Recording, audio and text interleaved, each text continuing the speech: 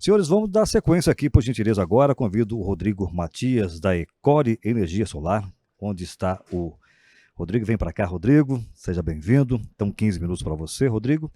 Então, hoje eu vou falar com vocês aqui um olhar sobre o mercado GD, mas por uma ótica um pouco diferente. A gente está num momento de definições do nosso mercado, né? Bastante coisa acontecendo do ponto de vista regulatório, do ponto de vista de legislação, projetos de lei. Ontem, né, saiu uma notícia de um caráter de urgência para verificação do projeto de lei que, se aprovado, altera o início dos prazos aí do período de taxação da 14.300.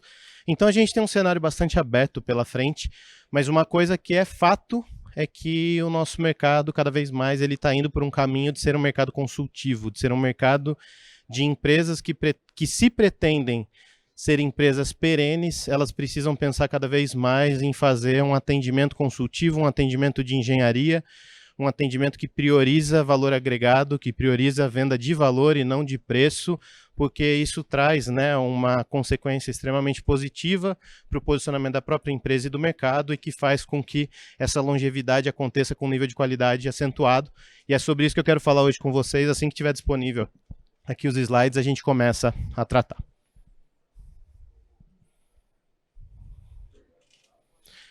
Bom, então, eu sou da Ecore Energia Solar. Nós somos um dos maiores distribuidores do país hoje em soluções para sistemas fotovoltaicos. Como eu disse para vocês, eu sou o Rodrigo Matias, sou diretor comercial da empresa. Estou nesse mercado desde 2015, passei também por uma das distribuidoras de energia, no caso a maior do país, a CPFL, e desde 2019 eu estou à frente dessa operação comercial lá na Ecore. Como eu disse para vocês, a ideia hoje é que a gente fale sobre venda de valor agregado.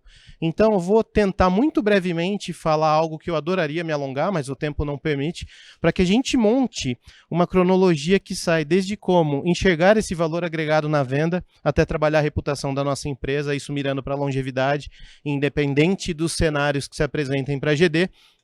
Todas aquelas empresas que assumam esse perfil de performance, elas consigam ter a sua longevidade e o seu posicionamento muito bem definidos. Super importante hoje, quando a gente está falando do mercado de geração distribuída, a gente vê, e vocês vão encontrar aqui na exposição, N soluções que podem ser aplicadas para os seus clientes, mas elas só fazem sentido desde que vocês entendam qual é o perfil do seu cliente. Quem é o cliente, quais são as suas necessidades, qual é o perfil de compra desse seu cliente, entender os porquês que fazem com que ele tenha uma necessidade, que fazem com que ele tenha um problema, fazem com que ele apresente algum tipo de dor. Porque é super importante a gente entender que se a gente pretende apresentar uma solução, precisa existir um problema. Se não existir um problema, qualquer coisa que a gente fale não obrigatoriamente se apresenta como solução. Então esse é um primeiro passo, identificar muito claramente qual é o perfil do seu cliente para que você entenda o problema, entenda a dor e vá com uma solução ao encontro das necessidades do cliente e não obrigatoriamente numa lista de benefícios que parece fazer sentido para você, mas para o seu cliente pode não fazer sentido nenhum e isso faz com que as suas empresas fiquem distantes daquela possibilidade de efetivação de negócios. Todo mundo passa por um processo de pesquisa de compras e a gente poderia olhar muito claramente para as nossas realidades de todos aqui. Boa parte de vocês que não daqui de Belo Horizonte se deslocou para cá, aqueles que pegaram avião devem ter feito algum tipo de pesquisa de acordo com as companhias aéreas que melhor lhes atende, aqueles serviços que eles entregam, horários, tipos de aeronaves, para escolher qual era a melhor opção para vir para cá. Dessa mesma forma, se a gente for olhar para o mercado automotivo, quando alguém vai comprar um carro, é muito fácil a gente fazer essa leitura do que nós estamos procurando, potência, autonomia, espaço físico, categoria do veículo. Dá para a gente falar isso do smartphone, dá para a gente falar da marca do tênis, da marca da roupa, mas não obrigatoriamente isso acontece dentro do mercado de energia solar.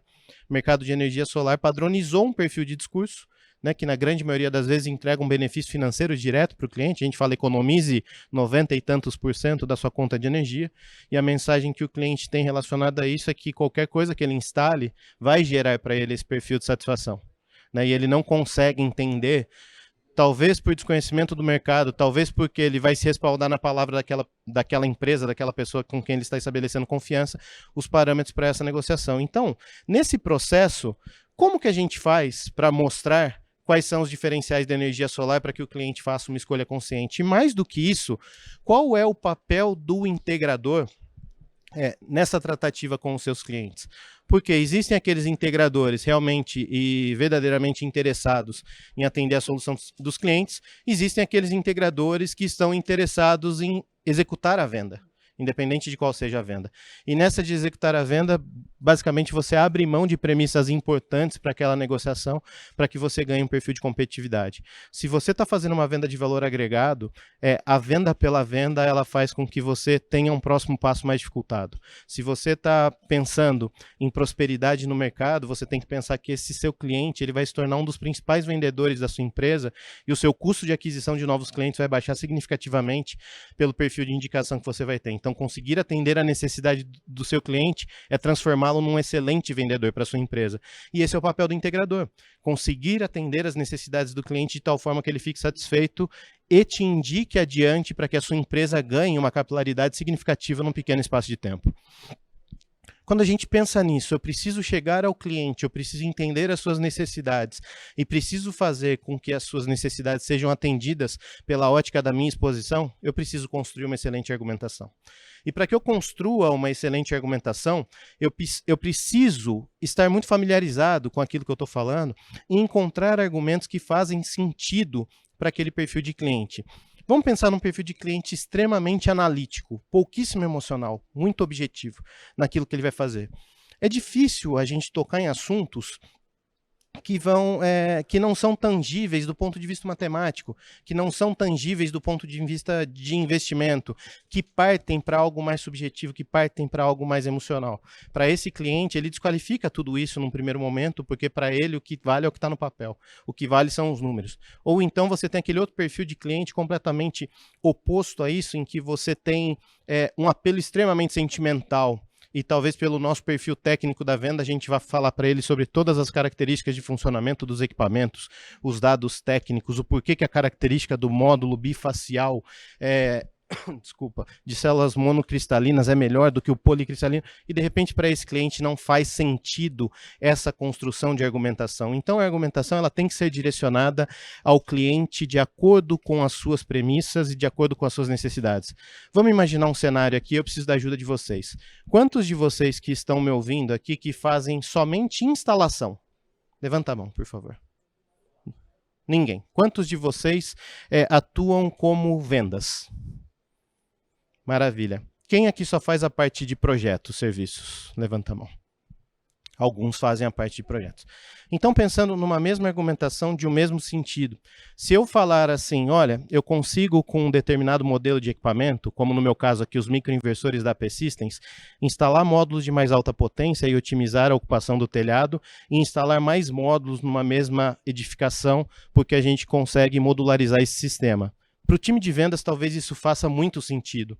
Você tem um custo de aquisição do seu cliente e com esse mesmo custo de aquisição você vai poder fazer uma venda de um ticket médio maior, porque você vai instalar mais potência no telhado, seja pela área disponível, seja pela utilização das águas. Talvez para o time de engenharia não.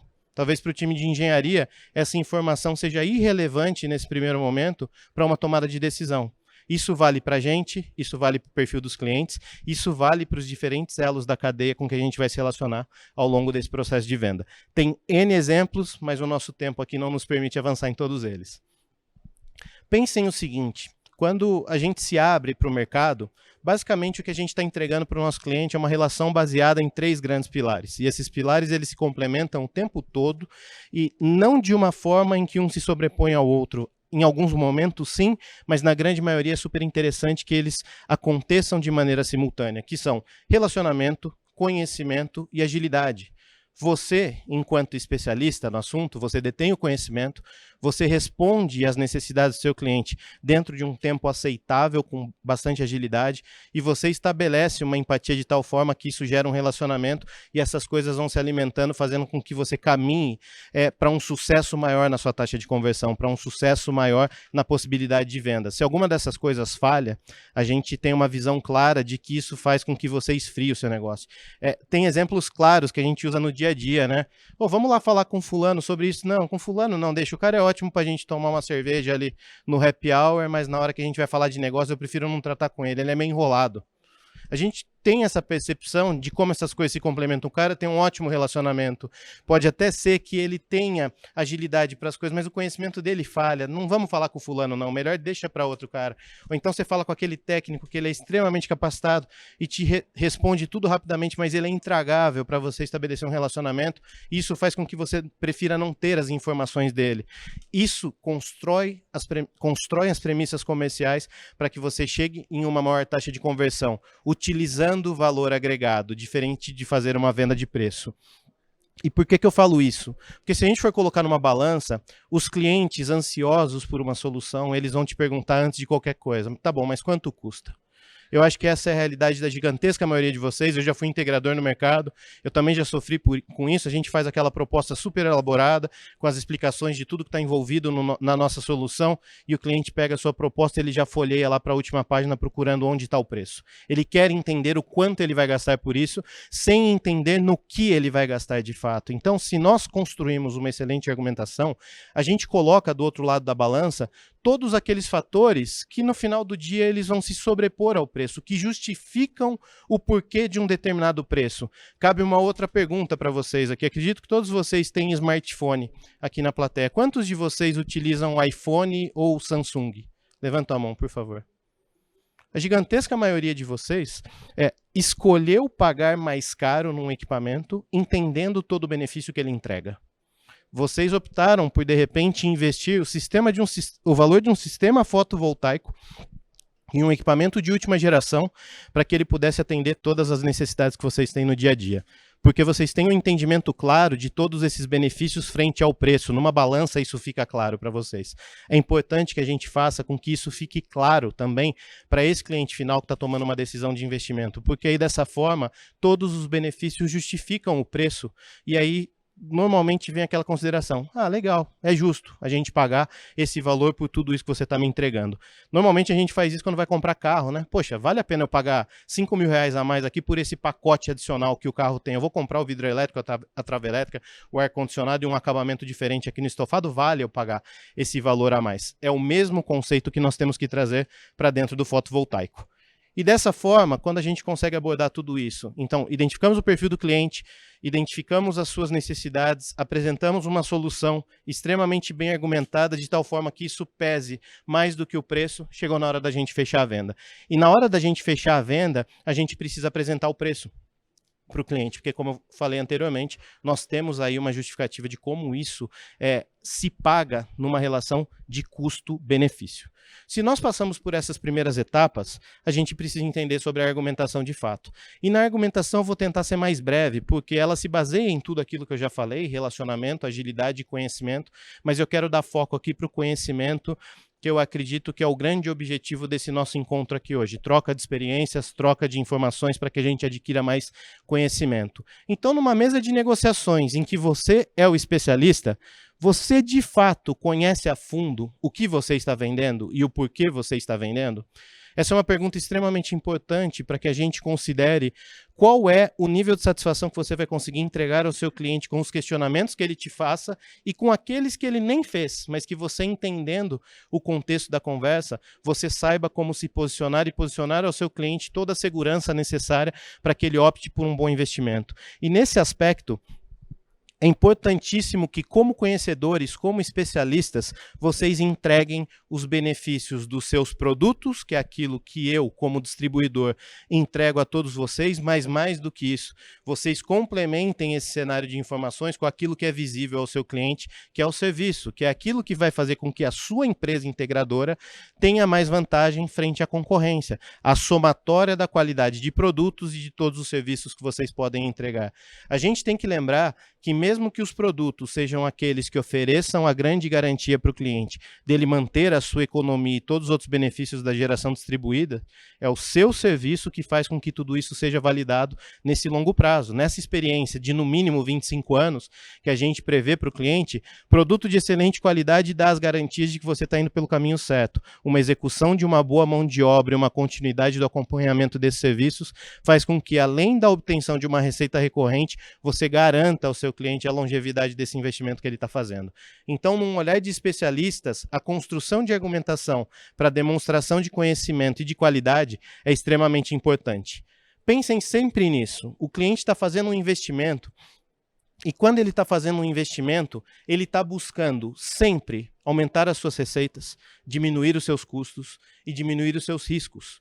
Essa é a premissa de qualquer investimento que a gente vai fazer. Eu costumo contar uma historinha que a minha avó, que foi super frustrada lá nos anos 90, porque quando ela foi comprar uma linha telefônica, o governo confiscou o dinheiro da poupança e ela não pôde fazer isso.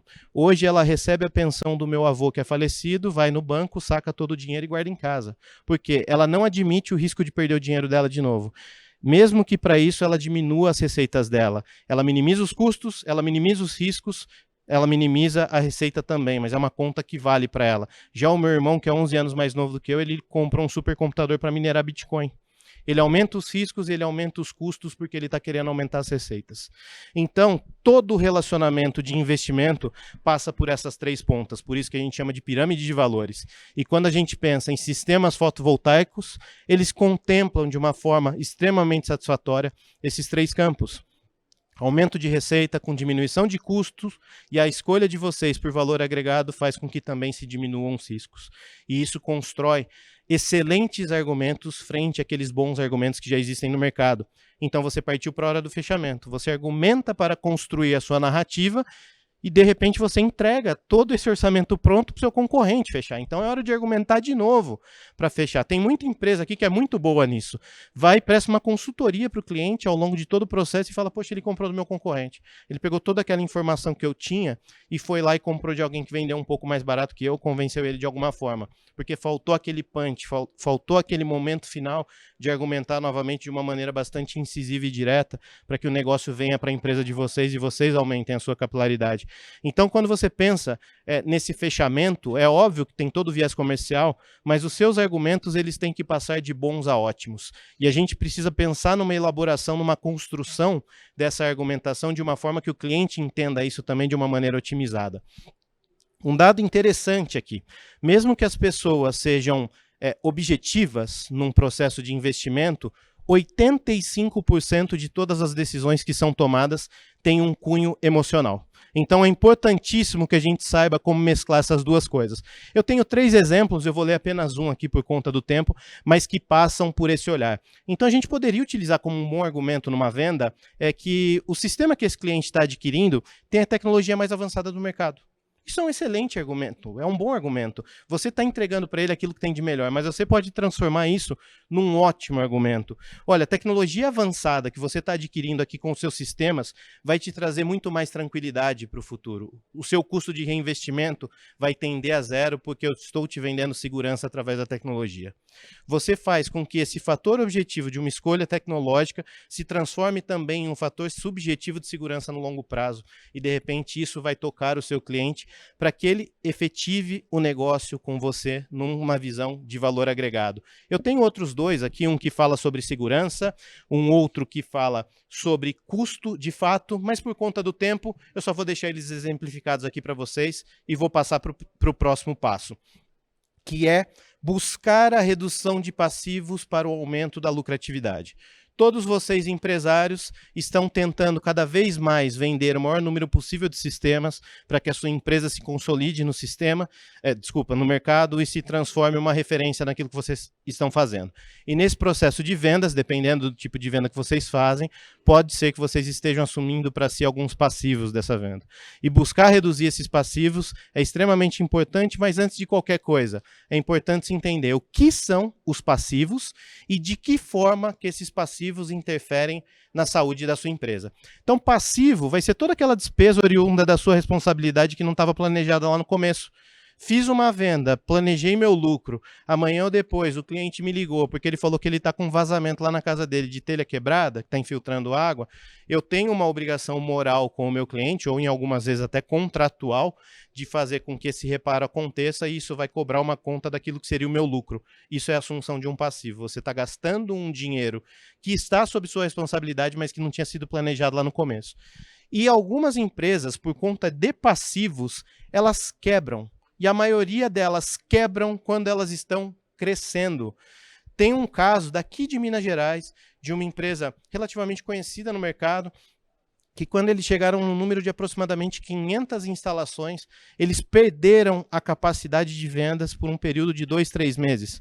Quando eu fui conversar lá com o proprietário, ele falou: Rodrigo, naquele momento, os meus técnicos que faziam todas as validações de projeto, eles estavam trabalhando em campo para resolver os problemas que estavam acontecendo com os meus clientes e eu não tinha mais capacidade de colocar novas propostas no mercado.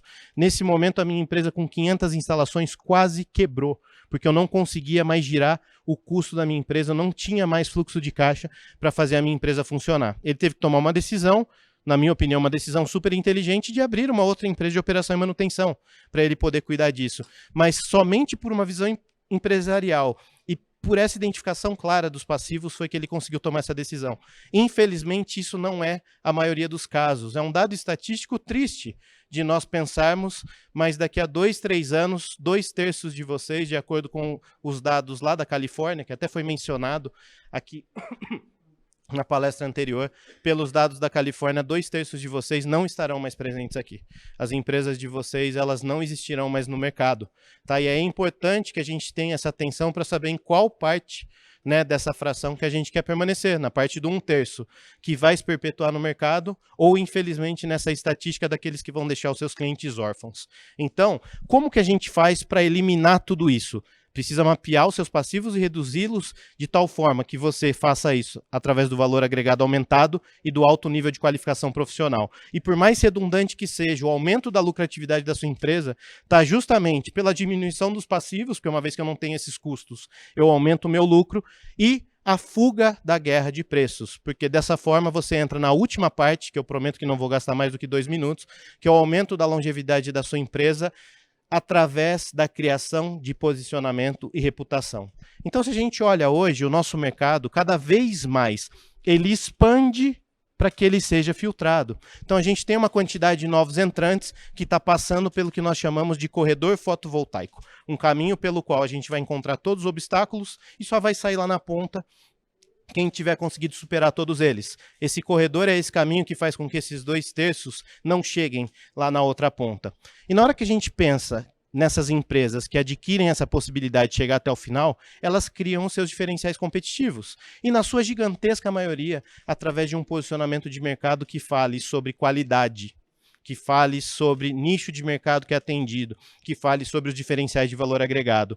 Lembrem-se sempre, esse conceito da pirâmide de valores vale também para dentro das nossas empresas. Eu busco as minhas atividades de tal forma que eu aumente a minha lucratividade, diminua os meus custos e diminua os meus riscos. E dessa forma, eu consigo definir qual é o meu posicionamento no mercado, quero ser reconhecido de que forma. Vou ser uma empresa que vende valor, vou ser uma empresa que vende preço, vou ser o barateiro, vou ser o pica-fio. Vou ser o cara de excelência? Quem serei eu no mercado? Para que o mercado me reconheça e defina qual é a minha reputação. Realmente, o Rodrigo diz que ele é uma empresa de qualidade e eu o reconheço dessa forma. Esta é a reputação da empresa do Rodrigo. Essa é a reputação da Ecore. Por exemplo, um distribuidor de altíssimo valor agregado, reconhecido pelo mercado. Através disso, você consegue se categorizar dentro do mercado e dessa forma, se categorizando da maneira correta, você consegue se planejar para uma vida útil e enfrentar qualquer desafio que o mercado de geração distribuída entregue para a gente. Era isso que eu queria falar para vocês. Vou deixar aqui os nossos contatos comerciais. Vou convidá-los ao nosso stand que está saindo da porta, aqui à frente, para que a gente possa continuar essa conversa. Nossas redes sociais e o meu agradecimento a vocês. Muito obrigado, pessoal. Rodrigo, nós que agradecemos pela sua participação. Obrigado, Rodrigo Matias, da Ecore Energia Solar.